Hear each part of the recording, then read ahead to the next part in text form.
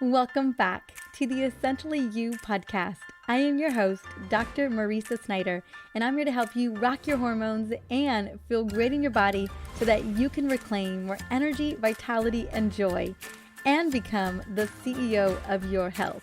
Let's jump on in. I have to admit, I never thought I'd be one of those people who openly talked about poop or devoted an entire episode to the topic. But ever since I became a hormone expert, poop has become an important focus in ensuring hormones in the body stay balanced. And for good reason too. You see, pooping doesn't just move our digestive food out of our bodies on a daily basis. It also eliminates toxins and harmful hormone metabolites, such as estrogen. That's right, we are talking about estrogen dominance caused by constipation today.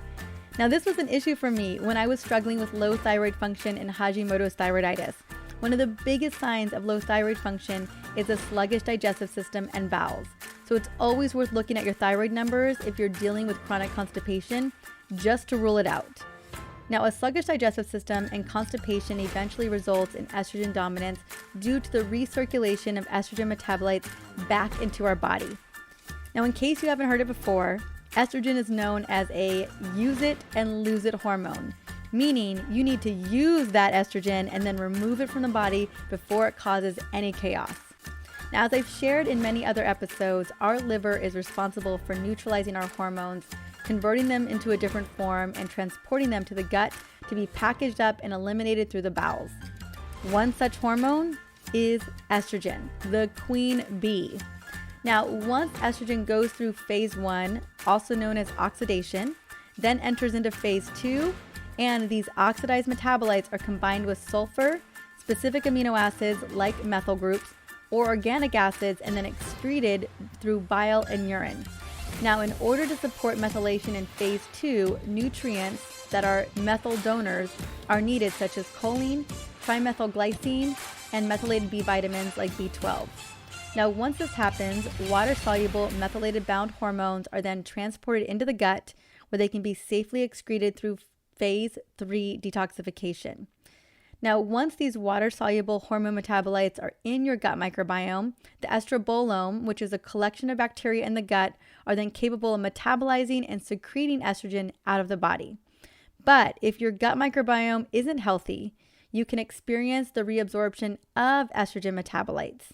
Now, an imbalance of this gut microbiome can actually lead to a higher than normal amount of beta-glucuronidase, which is an enzyme that essentially reactivates methylated bound hormones by removing the methyl group. So basically, if your gut is unhappy, we end up getting more of this enzyme, which ends up undoing all the work that your liver just did.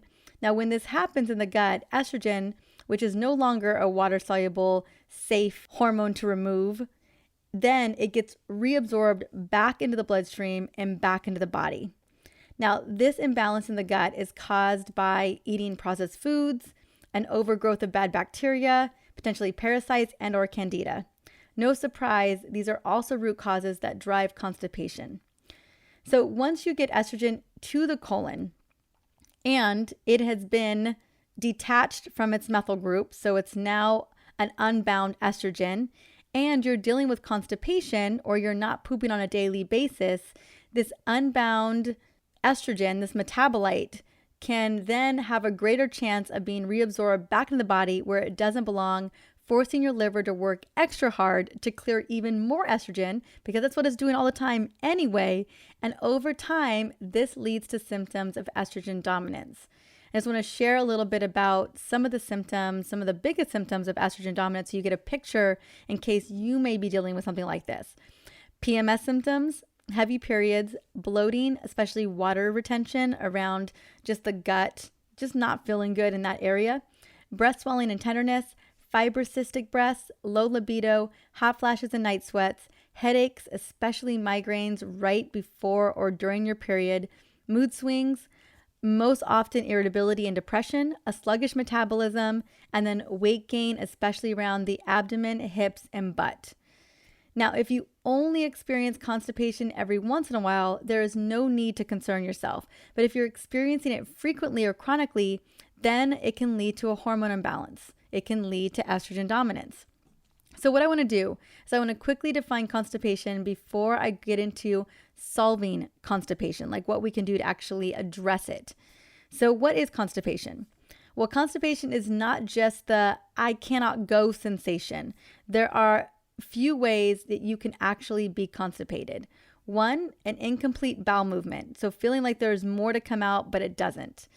Poop that feels hard, lumpy, and dry. Bowel movements less than 4 to 5 times a week. And then also needing help getting it out, either manually through enemas or relying on colonics to actually empty the colon.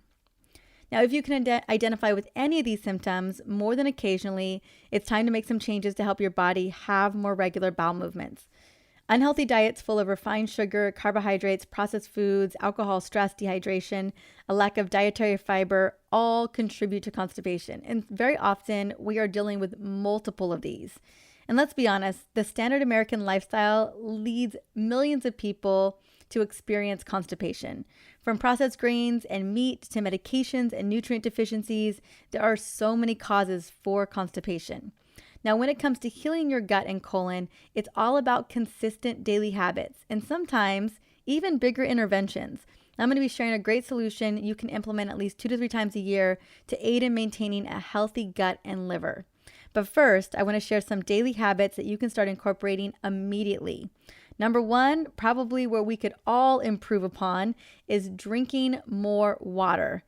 And I'm talking about real water, not fizzy waters, which my goodness, I am so guilty of, or coffee or tea or juice or any other beverages because you are bored of water. But literally, you need to be drinking clean filtered water. I actually have a big Yeti cup of clean filtered water right here because I'm still breastfeeding. And I forget sometimes that I can get crazy dehydrated with so many fluids leaving me every single day. Now, this will keep you hydrated, unlike coffee and tea, and it will not become it's not a diuretic. Clearly, it's clean filtered water, so it won't lead to further dehydration. And let me tell you, staying hydrated will keep things moving and will be great for your skin, great for your metabolism, help to support the removal of toxins. I mean, there's so many benefits to drinking water every single day. And my best advice there is just to have a container of water with you at all times.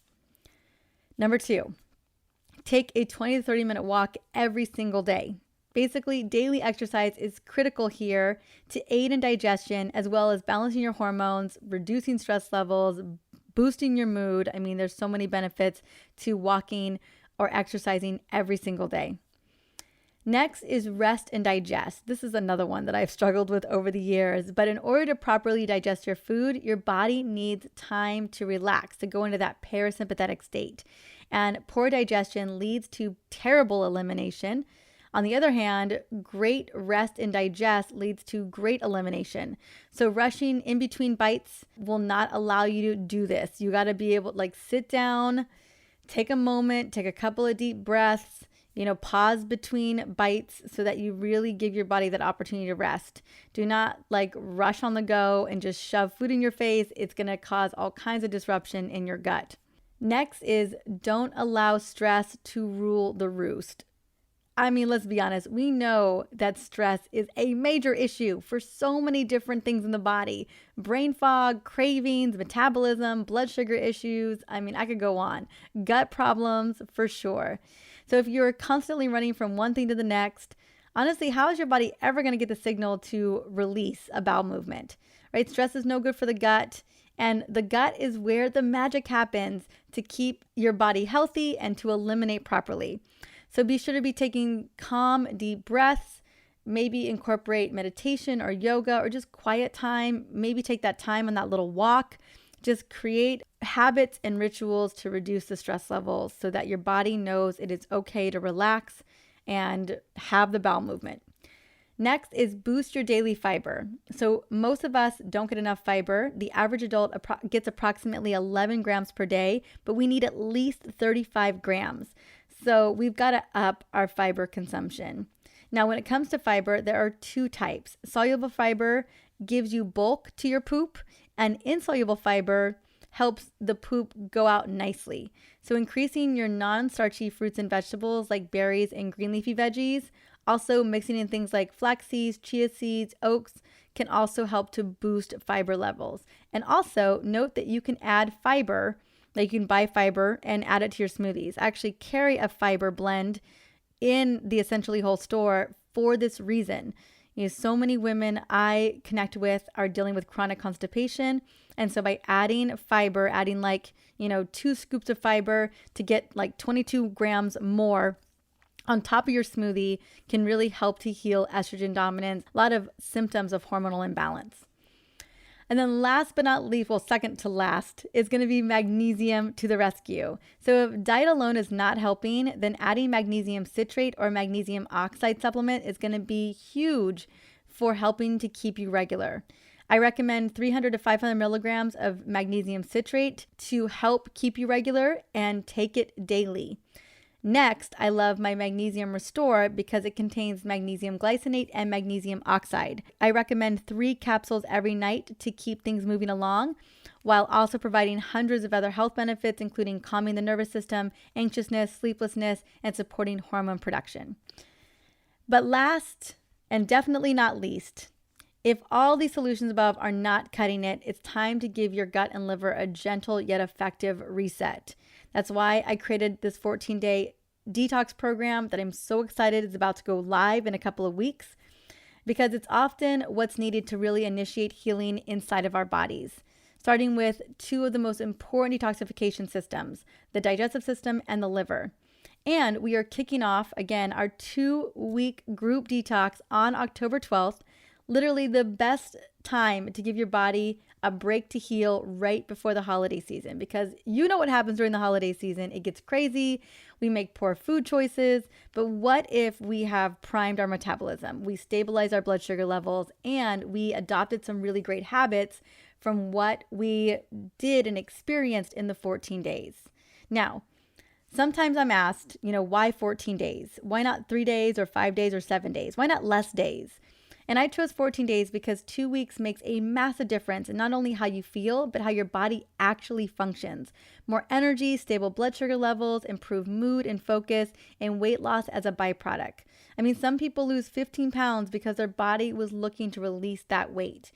I also chose 2 weeks because 14 days gives people enough time to eliminate dangerous mucoid plaque built up in your large intestine, address impacted poop due to constipation, reset insulin levels, restore liver function without starving or crashing and burning like you can on an unsustainable juice cleanse, which will totally whack out your blood sugar levels, by the way. Too often, we just don't cleanse gently enough for long enough to get real results. But this detox was designed to give you the perfect amount of time with the least amount of guesswork and hassle. See, I built this program with a very busy person in mind, just like you. I built it for everyday busy superwomen who have a day job and a night job at home, who have to work and travel and family commitments all at the same time. And let's be honest, that's you. Over the past 3 years, approximately 5,000 people have successfully completed the 14-day detox and experienced incredible results in their energy, sleep, focus, banishing hot flashes, your mood, metabolism, and not to mention for some of our detoxers, when they've run labs after it, their inflammatory markers drop, hemoglobin A1C goes into normal range, liver enzymes come into normal range, and even triglycerides drop over 25 points. And just so you know, if you're thinking about it, I'm going to be joining the detox with you and hundreds of other women just like yourself. I personally have a group of friends joining me, as I do every time. Alex is going to be joining me. My mama and her friends are going to be joining me as well. Super exciting. And honestly, I feel like this fall group is going to be the best group yet. So if you're ready to take the first steps towards healing your body, like really healing your body, and you want a community to support you and cheer you on all the way throughout the entire time, say yes. Say yes to you and sign up. The link will be in the show notes, or simply go to drmarisa.com/detox. There is a plan that fits your lifestyle, that fits your goals.